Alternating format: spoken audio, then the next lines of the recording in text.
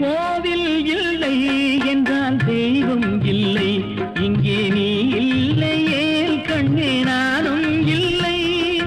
வானம் இல்லை என்றால் மதியும் இல்லை, உந்தன் வார்த்தை இல்லை என்றால் கீதம் இல்லை. நீ வந்ததால் தானே பூ வந்தது, நீ வாடினால் வண்ண பூ வாடுமே.